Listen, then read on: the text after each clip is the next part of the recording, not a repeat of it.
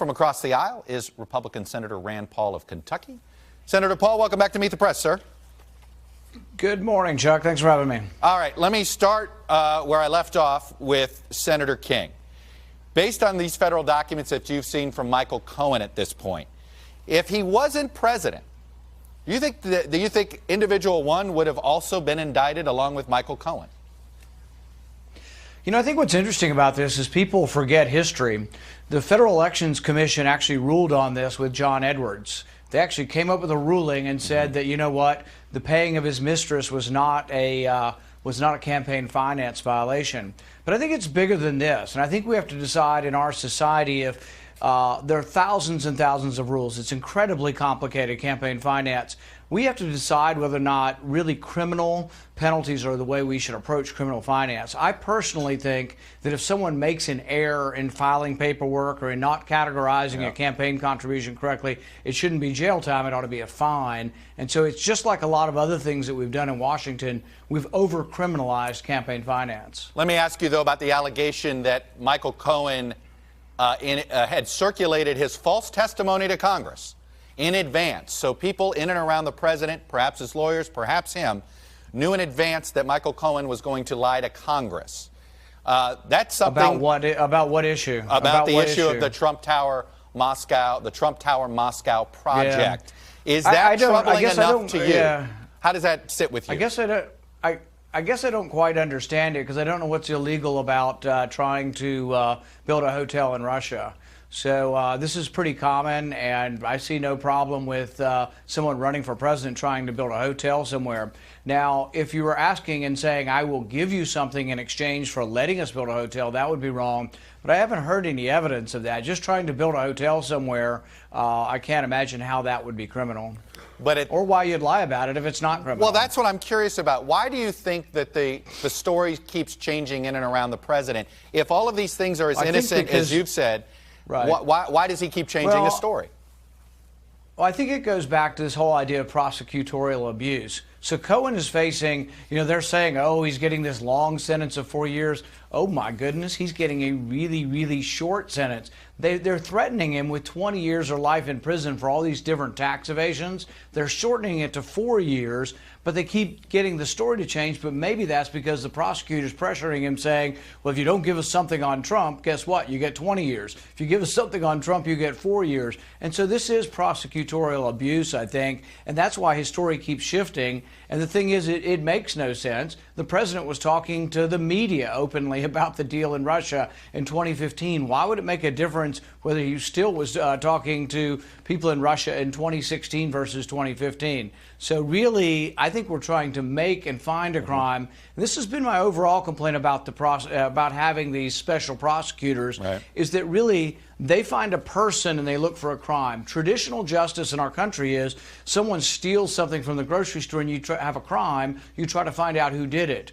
With a special prosecutor, you decide we're going after someone, the president, and we're going to squeeze as many people as we can until we can try to get a person. And that's why I'm against these special prosecutors. I think they're a huge mistake, and I think they're a huge abuse of government power. Well, the reason he was appointed was to investigate Russian interference. It wasn't to investigate the president. It was to investigate Russian interference, why is he investigating? Right, but why is he investigating tax evasion and whether or not you filed as a federal lobbyist? All the stuff that's been done to either Manafort or Flynn or any of the others really seems to be about other subjects. And really what they did to Flynn, I think, was unconscionable. And I'm hoping that means Mueller has a conscience, is why. Maybe it's not that Flynn gave so much information. Maybe Mueller has a conscience and knows how unfair it was they did to Flynn to illegally eavesdrop on his phone conversation. He never was discussing anything that was illegal, but then it gets tied up in talking to the FBI whether he was explicit, even though the original FBI agent said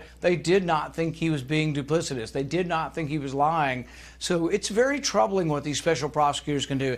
And I tell people this: if a special prosecutor went after your life for the last 40 years, not you in particular, but anybody, I think they could dredge up accusations. So I'm absolutely against it. I think it's a miscarriage of justice, and we should not have special prosecutors going after one person. And if we get this way, and if we're going to prosecute people and put them in jail for campaign finance violations, we're going to become a banana republic, where they have every president gets prosecuted and everybody gets thrown in jail when they're done with office. Then let me ask you this: I would argue, a strict constitutionalist. I think you would probably take that as a compliment when it comes to your purified reading.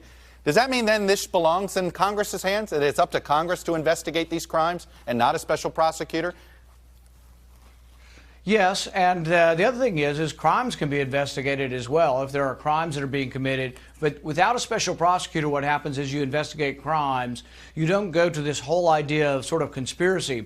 And here's the danger of conspiracy, and we're discussing this right now with reforming our drug laws. What they do is, an unfortunate young woman is transferring money from her boyfriend who's a drug dealer, gets caught up.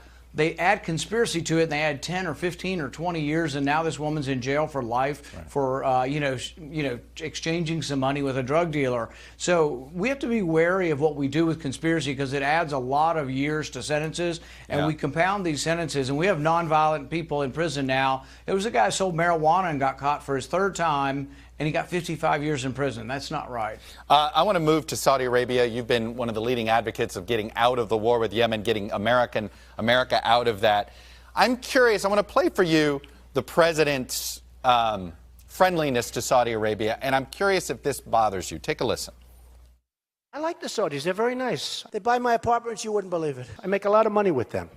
They buy all sorts of my stuff, all kinds of toys from Trump. They'll pay me anything. They have nothing but money. Are you at all concerned that the president's positions in Saudi Arabia are impacted by his own financial dealings with them? I think that when we're dealing with arms, that no personal financial dealings should have anything to do with the decision, and really not even the finances of the country. I think selling arms should have to deal solely with our national security, not jobs, not money, nothing. And I really think that the war in Yemen, that we have no vital national security interest. And not only that, I think our involvement in this terrible war is one of the things that engenders more terrorism. As more people die from starvation, as people pick up bomb fragments when a school bus is killed and on the bomb fragment it says "Made in America," it creates more terrorism. So I think it's actually a risk to our national security to be involved with the Saudis, and we should not be aiding and abetting their bombing of civilian areas. Yemen's one of the poorest countries on the planet. 80% of the food comes through a port. Pompeo told them 3 weeks ago, almost a month ago now, quit bombing civilian ports. And what have the Saudis done? They've dropped 300 more bombs on civilian areas since then. So the Saudis are not good actors, and they will not respond unless we quit selling them arms. But I would also expel the Saudi ambassador. The Saudi ambassador should go home, and that we can do overnight. That would send a strong message that we're displeased with what they're doing. And finally, on the president's nomination of William Barr, it's been noted that he has an expansive view of executive power.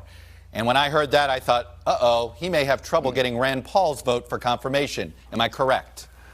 Uh-oh is right. I'm concerned that he's been a big supporter of the Patriot Act, which lowered the standard for spying on Americans. And he even went so far as to say, the Patriot Act was pretty good, but we should go much further. I'm disturbed that he's been a big fan of taking people's property, civil asset forfeiture, without a conviction. Many poor people in our country have cash taken from them, and then the government says, prove to us where you got the cash, and then you can get it back. But the burden's on the individual. It's a terrible thing called civil asset forfeiture, and he's a big fan of that. I haven't made a decision yet on him, but I can tell you the first things that I've learned about him being for more surveillance of Americans is very, very troubling. Senator Rand Paul, Republican from Kentucky. As always, sir, thanks for coming on and sharing your views. Much appreciated. Thank you. Hey, NBC News fans, thanks for checking out our YouTube channel. Subscribe by clicking on that button down here, and then click on any of the videos over here to watch the latest interviews, show highlights, and digital exclusives. Thanks for watching.